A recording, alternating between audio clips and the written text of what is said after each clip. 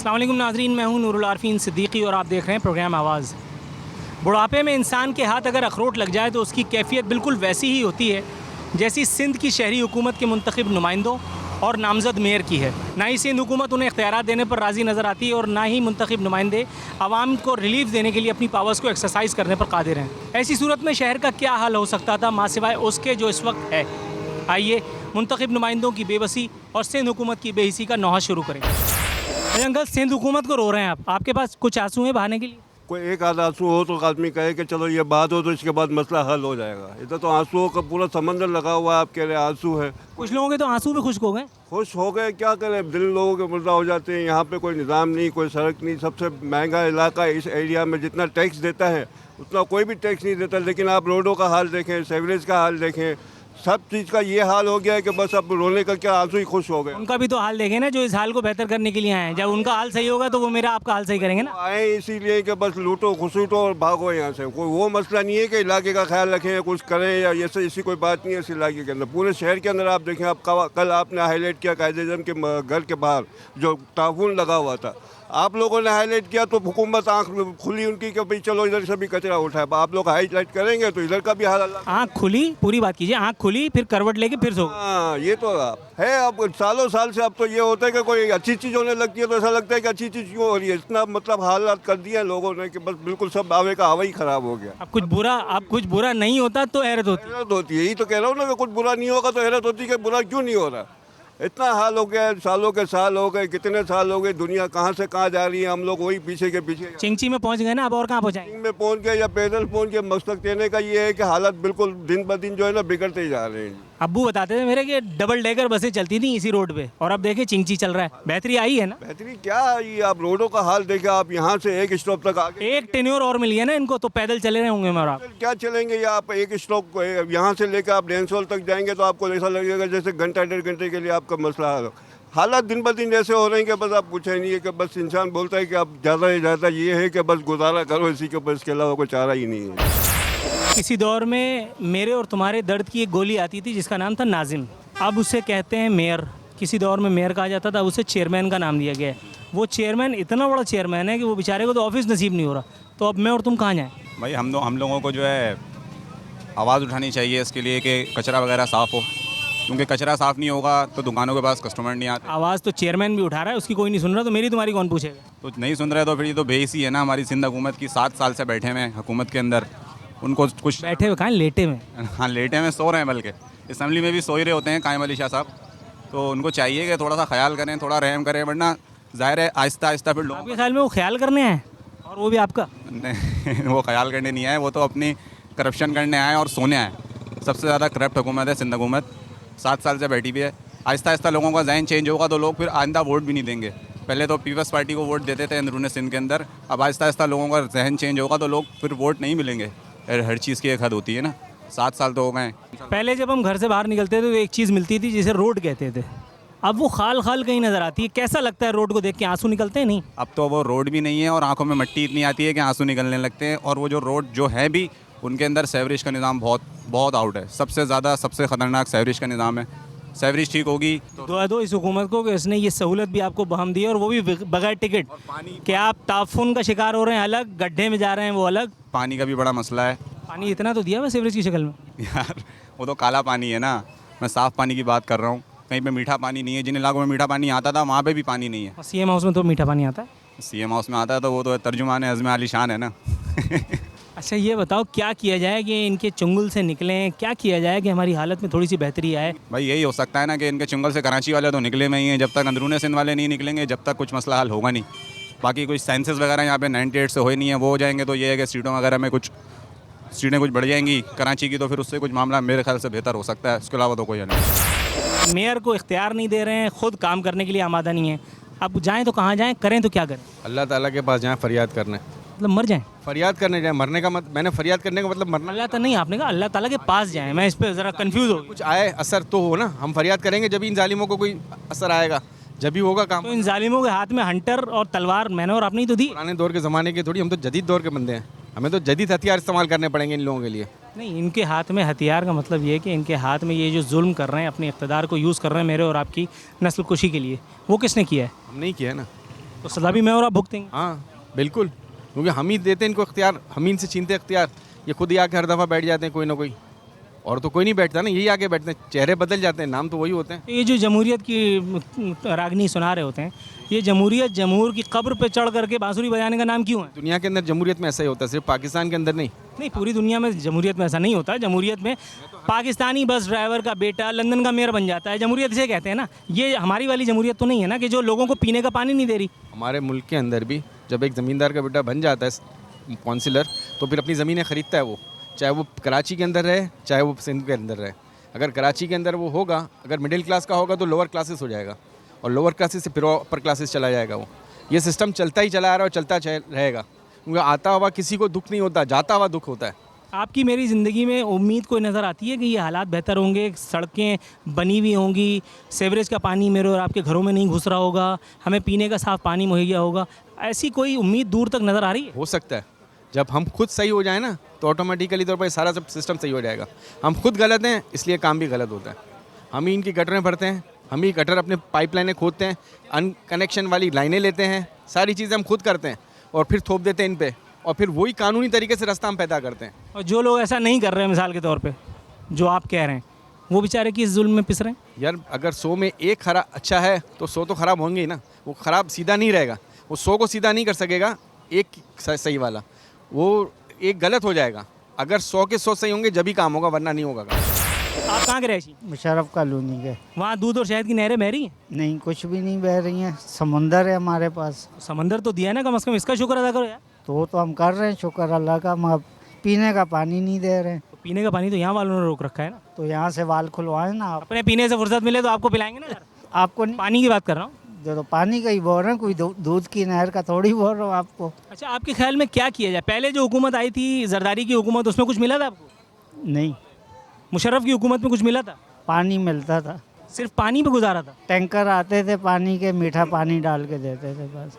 अब तो टैंकर भी बंद हो गए, जो बोरिंग को पानी दे रहे हैं ना उधर प्लांट पे, वो मीठा नहीं है, खारा ही दे रहे हैं हमें, खारा। बाकी रोजी रोजगार का कैसा चल रहा है? रोजी रोज़गार बस अल्लाह का शुक्र है, वो चाइना के वो गोदाम वदाम खुल गए, उधर ये कि रोज़ी मिल जाती है। इसका मतलब अभी तक इन मसीहाओं की नज़र नहीं पड़ी है वहाँ तक, नहीं, वरना ये शिकायत भी नहीं होती आप। ये भी नहीं होती शायद।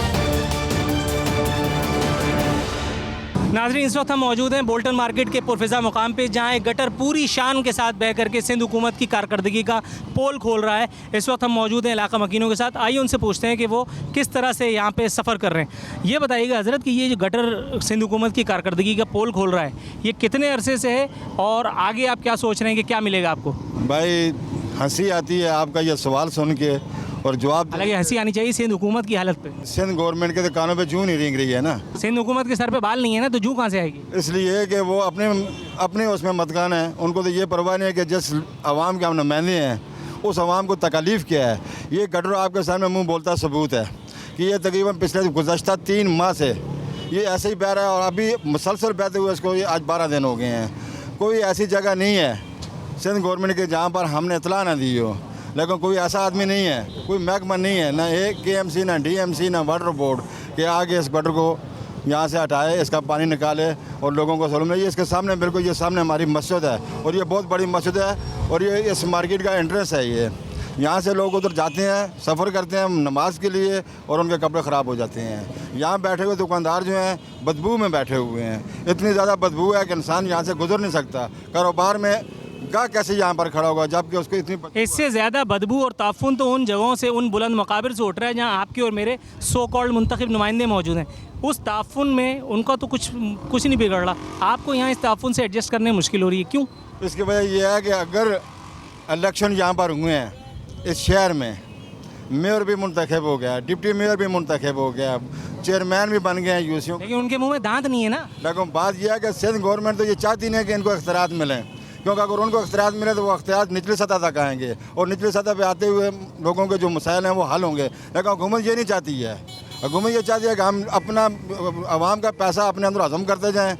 पानामा लीक्स में इस वक्त दुनिया भर में पाकिस्तान की बदनामी है कि हुक्मरान और लीडरान जितने भी हैं वो सारे के सारे खाने वाले हैं, इस मुल्क को देने वाला कोई भी नहीं है। अच्छा जी, ये बताइए इस ताफुन के साथ एडजस्ट करते हुए कितना अरसा हुआ है और आगे क्या उम्मीदें हैं? क्या कोई सुनवाई कहीं हो सकती है?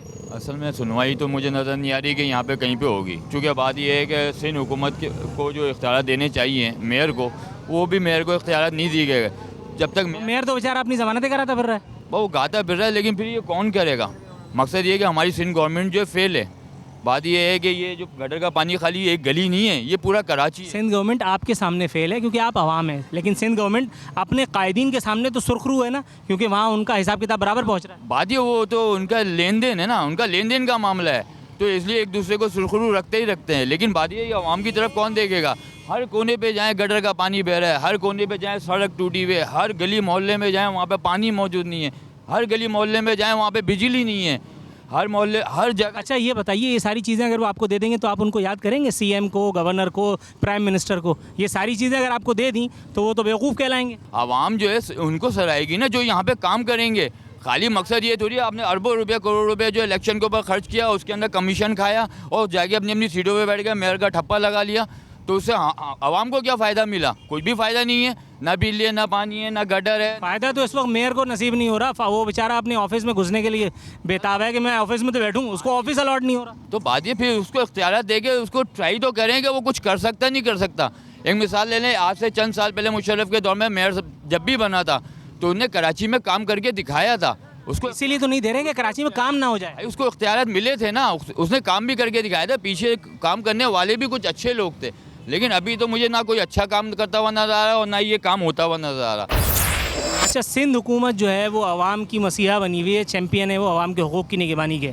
आपको उनकी कारकर्दगी के ऊपर कुछ दो आंसू बहाने? मसले सारे ये मेरे भाई के यहाँ तो बस अंधेड़ नगरी चौपट राज है, जिसका जो दिल चाह रहा है वो कर रहा है। बाकी आवाम के साथ कोई मुखलिस नहीं है। आवाम खुद अपने साथ मुखलिस हैं? यार आवाम किस तरह मुखलिस होगी? आप हमारे साथ बेहतर करो तो हम आपके लिए कुछ करेंगे ना। आप आवाम के साथ जिसने बेहतर नहीं किया तो आवाम को किस हकीम ने मशवरा दिया था कि उनको वोट देकर के इख्तिदार में लाएं? बस पहले पीपल्स पार्टी, फिर नून लीग, फिर पीपल्स पार्टी, फिर नून लीग, फिर मुत्तहिदा, फिर जमात इस्लामी, फिर फलाना, फिर डिगाना। तो कोई ऑल्टरनेट की तरफ क्यों नहीं जाते? ये ऑल्टरनेट कहाँ से लेके आए? यही चंद जमातें हैं जो आपके सामने। कोई आज़ाद उम्मीदवार तो खड़ा होता होगा, ईमानदार। ना वो आज़ाद उम्मीदवार, मुझे दीजिए आप वोट। तो क्यों नहीं मिलते वोट? यार बस सिर्फ ये समझ लीजिए कि जो पार्टी बेसिस पे है ना उन वो कामयाब हैं। बाकी आम आवाम तो ये समझ लें कि बिल्कुल ये समझ लें कुत्ता बना के रखा हुआ है इन लोगों ने। इंसानियत तो है ही नहीं। ये बात मैं आपको सच और सही बता रहा हूँ मैं आपको। आप ज़रा सिर्फ यहाँ हमारे मोहल्ले को छोड़ दीजिए, आप आगे जाइए। कराची के जो इक़्तिदार पर, सिंध के इक़्तिदार पर जो कब्ज़ा किए बैठे हैं कई सालों से, वो सेंचुरी करना चाह रहे हैं मेरे ख्याल है इक़्तिदार की अपने। उनको गटर में गिरते बच्चे नज़र नहीं आ रहे, बच्चे गटरों में गिर रहे हैं, सड़क मौजूद नहीं है, सीवरेज का पानी सड़कों पर है, नमाजियों के कपड़े ख़राब। क्या ऐसा काम किया जाए, क्या ऐसी हरकत की जाए कि सिंध हुकूमत ख्वाब गफलत से जागे और आपके और मेरे मसाइल में थोड़ी सी कमी हो? बस ये अल्लाह से दुआ करनी चाहिए कि अल्लाह पाक इनको हिदायत दे दे, और अगर इनके नसीब में हिदायत नहीं है तो बस इनसे हमारी जान छुड़वा दे। हम तो मतलब आसमान से फरिश्ता आएगा आपकी और मेरी जान छुड़ाने के? भाई हमें ही कुछ करना पड़ेगा, लेकिन हमारे करने में ये होगा कि ये समझ लें नुक्से अमन का ख़तरा। आदमी जब पागल होता है ना तो फिर वो कुछ नहीं देखता वो। तो मैं तो ये कहूँगा बस अल्लाह से दुआ करनी चाहिए, परवरदिगार इनके हाल पे रहम करे और हमारे हाल पे भी रहम हो। अच्छा जी, ये बताएं, ये सीवरेज के पानी और सिंध हुकूमत ने मिलजुल करके आपको क्या नुकसान पहुँचाया? ये बस अपने पैसों में लगे हुए हैं, जमा कर रहे हैं, अपने कामों में लगे हुए हैं। आप देखें सारा पानी जो है वहाँ से चलता हुआ दुकान पे अंदर घुस रहा है। बस मजबूरी में बैठे हुए, नाक बंद करके बैठे हुए, जितनी बदबू बर्दाश्त नहीं की जा रही, लेकिन बस लगे हुए कि बर्दाश्त तो ये गुमराह भी नहीं किए जा रहे, कर रहे हैं ना, तो फिर बू का क्या कह सकते हैं। बस ये है कि आप यहाँ बैठ के देखें 10 मिनट भी आप नाक बंद करके बैठे रहेंगे। बहुत सारे भंगी वगैरह बुलाए गए हैं, बस अपने लकड़ियाँ वगैरह मार के चले जाते हैं। भंगियों का ही तो रोना है मेरे भाई। वो अपने खुद प्राइवेट लेकर। भंगी ऐसे होते हैं जो लकड़ी मारते हैं, बाज़ भंगी ऐसे होते हैं जो डंडी मारते हैं। बस दोनों काम हो रहे हैं, डंडी भी मार रहे हैं और लकड़ी भी मार रहे हैं। बहरहाल ये है कि पानी किसी तरह यहाँ रुक नहीं रहा। सिंध हुकूमत भी तो नहीं रुक रही, गटर का ढक्कन तक तो लगा नहीं रही।